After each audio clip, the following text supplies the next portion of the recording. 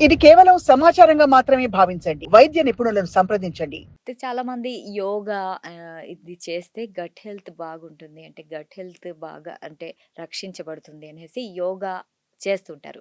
ఇది ఎంతవరకు కరెక్ట్? యోగాలోని కొన్ని పోస్చర్స్ అన్నీ గట్ హెల్త్‌కి ఉపయోగపడే విధంగా ఉంటాయి. యోగా అనేది చాలా అద్భుతమైనది. అది తరతరాలుగా ఋషుల నుంచి వచ్చిన వారసత్వం మనకి. అది ఆలోచన పరంగా, ఆరోగ్యపరంగా కూడా చాలా గొప్పది. అలా గట్ హెల్త్‌ని ఇంప్రూవ్ చేసుకోవడానికి కూడా కొన్ని ఆసనాలున్నాయి. ఖచ్చితంగా వాటిని ఆచరించి గట్ హెల్త్‌ని ఇంప్రూవ్ చేసుకోవచ్చు. ఓకే. ఇప్పుడు మార్కెట్‌లలో యోగర్ట్ అనేది దొరుకుతూ ఉంటుంది. రకరకాల ఫ్లేవర్స్‌లో అది తింటే ఎంతవరకు గట్ హెల్త్‌కి మంచిదంటారు? యోగహట్ అనేది యూరోపియన్ లేకపోతే అమెరికన్ కల్చర్‌లో భాగము. మనకి పెరుగు. మన కల్చర్‌లో భాగం పెరుగు. ప్రతి ఇంటిలో పెరుగు ఉండాలి. అది మన ఆరోగ్యం. మనం గృహప్రవేశం చేస్తే 3 కుండలతో ఇంట్లోకెళ్తాం. అందులో ఒక కుండ ఉద్దేశించబడింది పాలను పెరుగుగా చేసుకోవడానికి. ఒకటి కలికుండ, ఒకటేమో ఉప్పు కుండ. 3 కుండలు మన ఇంట్లో ఎప్పటికీ ఉండాలి. అలా పెరుగు మన కల్చర్ అనమాట. అలాంటి పెరుగు యూరోపియన్‌లో వాళ్ళేం చేస్తారంటే ఏదైనా ఒక ఫ్రూట్ ఫ్లేవర్, ఫ్రూట్ పల్ప్ గానీ, ఫ్రూట్ ఫ్లేవర్ గానీ యాడ్ చేస్తారు. దాన్ని యోగర్ట్ అంటారు. సో, మన పెరుగేందంటే ఓవర్ ఎ పీరియడ్ అది పుల్లగా అయిపోతుంది. తీయగా అవును. అదెప్పటికి తీయగా ఉంటది యోగర్ట్. అవును. సో, యాక్సెప్టెన్స్ చూస్తే ఇప్పుడు మన పిల్లలకి అది ఆకర్షణీయంగా ఉంటది. అదే పైగా ఫ్రిడ్జ్‌లో పెడతారు. తీయగా ఉంటది. వాళ్ళకి రుచిపరంగా అది నచ్చుతది. అయితే అది ఇళ్లలో చేసుకోవడం వేరు. ఫార్ములేట్ చేసింది దాన్ని మళ్ళీ నిల్వ ఉండడానికి కలిపి ఫ్రిడ్జ్‌లో పెట్టిన లక్షణం వేరు. కాబట్టి మన ఇంట్లో కూడా మన పెరుగుని రుచికరంగా చక్కగా చేసుకోవచ్చు. అది ఎట్లా అంటే పెరుగుని తయారవుతది కదా పొద్దున, దాన్ని చక్కగా ఒక క్లాత్‌లో మూట కట్టేసిస్తే మూట కట్టేయాలి. అంటే నీరంతా నీరంతా కిందకొస్తది. పోయేలాగా. కిందకి గట్టి పెరుగు తయారవుతుంది. దానికి ఏదైనా ఫ్రూట్ పల్ప్ కలుపుకోవచ్చు. ఓకే. ఏదో ఒక ఫ్రూట్ ఫ్రూట్ పల్ప్. ఓకే. సీజనల్‌గా. ఇప్పుడు మామిడి సీజన్ వస్తే మామిడి, లేకపోతే సపోటా ఉంటది. పైనాపిల్ గుజ్జు ఉంటది. ఏదైనా ఒకటి కలుపుకోవచ్చు. ఏది లేకపోతే బెల్లం కలుపుకోవచ్చు. శ్రీఖండ్ అని మహారాష్ట్రలో ఎక్కువ తింటారు ఇప్పటికి. మన దగ్గర తక్కువ మంది. అలాగే ఆ పెరుగుని ఆ రూపంలో తీసుకోవచ్చు. ఇంకా ఆ కింద ఏదైతే నీరు వచ్చిందో అందులో వే ప్రోటీన్స్ ఉంటాయి. చాలా మంచిది. ఈజీలీ డైజెస్టిబుల్ ప్రోటీన్స్ అనమాట. సో, దాన్ని కూడా ఏదైనా మజ్జిగలో కలుపుకొని చక్కగా అదొక టైంలో, ఇదొక టైంలో తీసుకోవచ్చు. 2 ఆ విధంగా 2 ఇప్పుడు పిల్లలు స్కూల్‌కి వెళ్ళిపోతున్న పొద్దున్నే ఈ పెరుగుని ఇలా పెట్టేస్తాం. మంచి ప్రోటీన్ రిచ్ ఫుడ్ పెట్టేస్తాం. వాళ్ళకి వాటర్ బాటిల్ లాగా ఇంకో చిన్న బాటిల్‌లో ఈ ఈ నీరు ఏదైతే వచ్చిందో దానికి కొంచెం ఇంకా మజ్జిగ కలిపో ఎట్లయినా అది కూడా వాళ్ళకి పక్కనో బాటిల్ ఇస్తాం.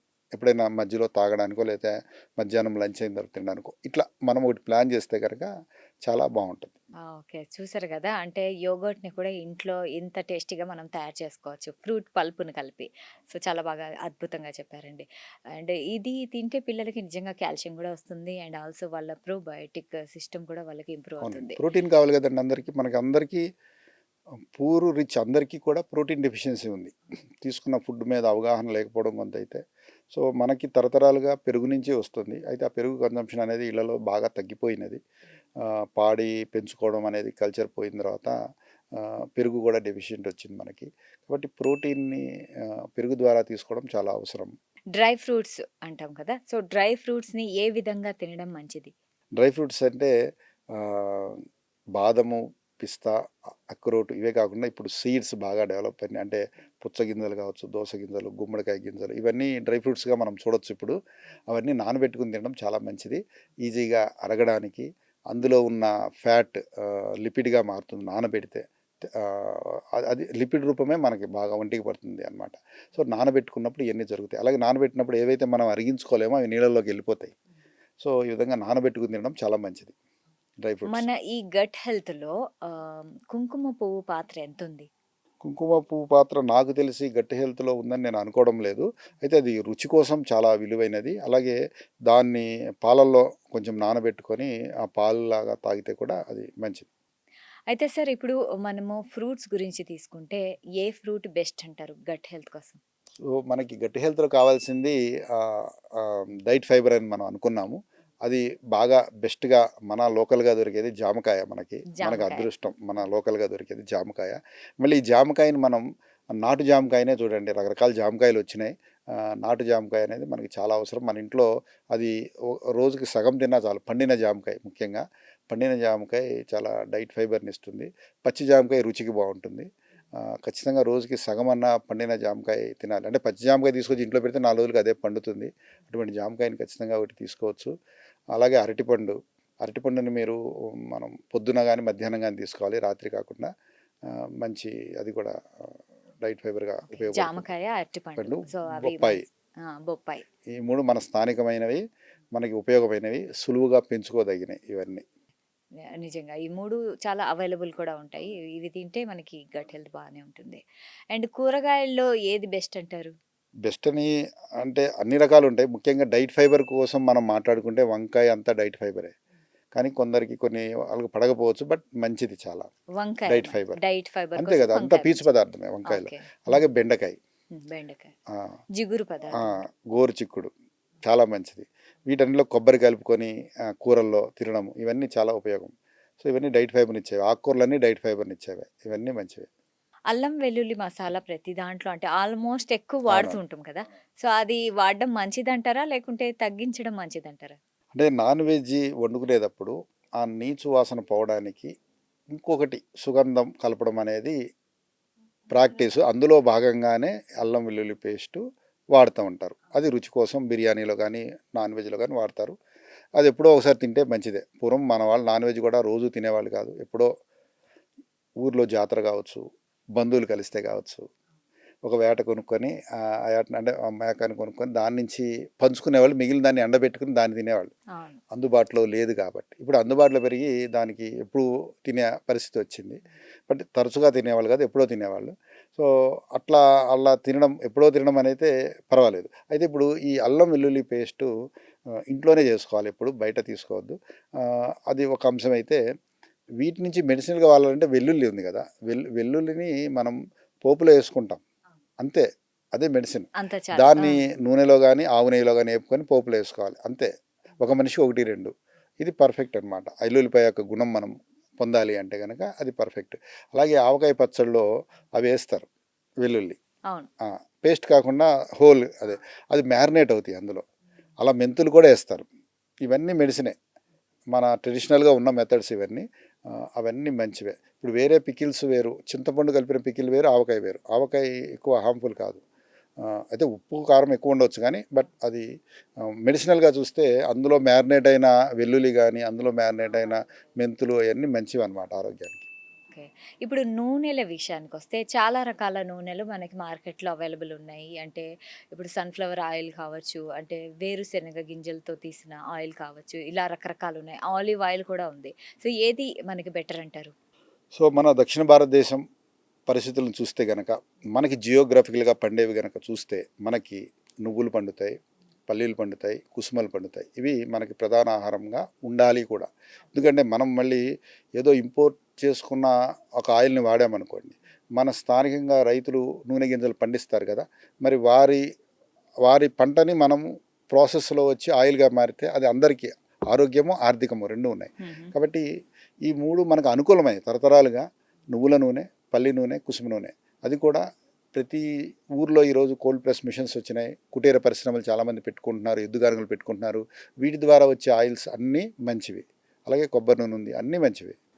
సో వాళ్ళ అవసరానికి తగ్గట్టుగా, టేస్ట్కి తగ్గట్టుగా ఒకటే వాడకుండా 2, 3 మార్చుకొని కూడా చక్కగా వాడుకోవచ్చు. బాడీ మసాజ్ చేసుకోవడానికి నువ్వుల నూనె చాలా శ్రేష్టము. నెత్తికి పెట్టుకోవడానికి కొబ్బరి నూనె మంచిది. అలాగే వంటలు వండుకోవడానికి రుచి కోసం అయితే చూస్తారు చాలామంది, దానికోసం పల్లి నూనె ఎక్కువ వాడతారు, మంచిది. ఇంకా దక్షిణ భారతదేశంలో బెంగాల్ వాళ్ళు అయితే ఆవాల నూనె వాడతారు, అది మంచిది. రోటి పచ్చళ్ళలో ముఖ్యంగా ఆవ పెట్టిన కూర అంటారు మన వాళ్ళు, తక్కువ చేస్తున్నారు. అలా ఆవాల నూనె అందులో వేసుకోవాలి, అది అందరికీ అవసరం, ఓకే. దక్షిణం కానీ ఆవాల ఉత్తరం కానీ. నూనె చాలా ముఖ్యమైనది. అంటే వేడి చేయకుండా నూనెని మనం వేడి చేసేస్తాం. వేడి చేసినప్పుడు కొన్ని లక్షణాలు పోతాయి. అదే రోటి పచ్చళ్ళు అనుకోండి, పచ్చి నూనెని అలా వేస్తాం. అప్పుడు ప్రతి సహజంగా కోల్డ్ ప్రెస్ మిషన్ ద్వారా తీసిన ప్రతి నూనెలో విటమిన్ ఈ సహజంగా ఉంటుంది. ఓకే. వేడి చేసినప్పుడు కొన్ని పోతాయి కదా, సో అందుకే రోటి పచ్చళ్ళలో ఇటువంటి నూనెని వేస్తారు. దాంతో అన్నం తినాలి. అలా పచ్చిగా కారం పొడి వేసుకొని వేడివేడి అన్నంలో నూనె వేసుకు తినడం కూడా ఒక ప్రాక్టీస్ లాగా ఉండాలి. ఆ నూనెలో ఉన్న విటమిన్ ఈ మనకి సహజంగా అందుతుంది. అయితే చివరిగా ప్రేక్షకులకు ఎలా ఉంటే గట్ హెల్త్ బావుంటుంది అనేది కొంచెం ఎక్స్‌ప్లెయిన్ సరే, చేయండి. మనము బ్రాడ్గా చెప్పుకోవాలంటే రోజు తినే ఆహారాన్ని 3గా విభజించుకుంటే కనుక, పొద్దున్న పులిసిన ఆహారం మన ఆహారంలో ఖచ్చితంగా ఉండాలి. అది అంబలి కావచ్చు, మజ్జిగ అన్నం కావచ్చు, సద్దన్నం కావచ్చు, ఎవరి అవసరాన్ని బట్టి వాళ్ళు ఇది భాగం అవ్వాలి. ఈరోజు ఏవైతే టిఫిన్స్ మనం తింటున్నామో అవి రుచి కోసం ఉద్దేశించబడినాయి, రోజు తినదగినవి కావు. అవి అప్పుడప్పుడు తినేవాళ్ళు. అది తెలియక కల్చరు పొద్దున్న అది తినే అలవాటులోకి వచ్చేసాం. దీనివల్లే ఎక్కువ ఆరోగ్య సమస్యలు వస్తున్నాయి. అలా అని టిఫిన్ తినడం మానమని నేను చెప్పడం లేదు. మధ్యాహ్నం లంచ్లో ఆ టిఫిన్ తినొచ్చు రైస్ తగ్గించుకొని, అట్లా ఏమైనా చేసుకోవాలి. కానీ పొద్దున్న మటుకు ఈ అంబలి, ఈ మజ్జిగన్నం ఇట్లాంటివి ఖచ్చితంగా తీసుకుంటే మళ్ళీ ఆరోగ్యాన్ని ఖచ్చితంగా మళ్ళీ 2-3 వారాల్లోనే పునర్నిర్మాణం చేసుకోవచ్చు ఎవరైనా సరే. సో పొద్దున ఆహారంలో పులిసిన ఆహారం ఉండడం అనేది ఒక అంశం. ఇంకోటి చూడండి, పొద్దునే కనుక మనం టిఫిన్లో ఇడ్లీ, దోశలు ఇట్లాంటివి తిన్నామనుకోండి, వాటర్ డిమాండ్ పెరుగుతుంది మన బాడీలో.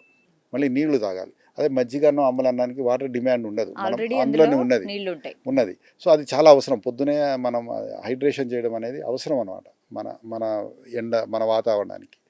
కాబట్టి పొద్దున్న పులిసిన ఆహారం ఉండడం చాలా ముఖ్యం ఆరోగ్యం కాపాడుకోవాలనుకుంటే. మధ్యాహ్నం వండిన ఆహారం, చక్కగా వండిన ఆహారంలో టిఫిన్స్ వస్తాయి, మీల్స్ వస్తాయి, ఇంకా వాళ్ళని ఇష్టం రొట్టెలు, కూరలు, బిర్యానీ ఏదైనా ఆ సమయంలో పెట్టుకుంటాం అనేది ఒక మంచి పని. సాయంత్రం చక్కగా ఫ్రూట్ సలాడ్, వెజిటబుల్ నానిన గింజలు కావచ్చు, ఇట్లాంటిది ఫ్రూట్ జ్యూసెస్ కావచ్చు, ఇట్లా చేసుకుంటే బాగుంటుంది.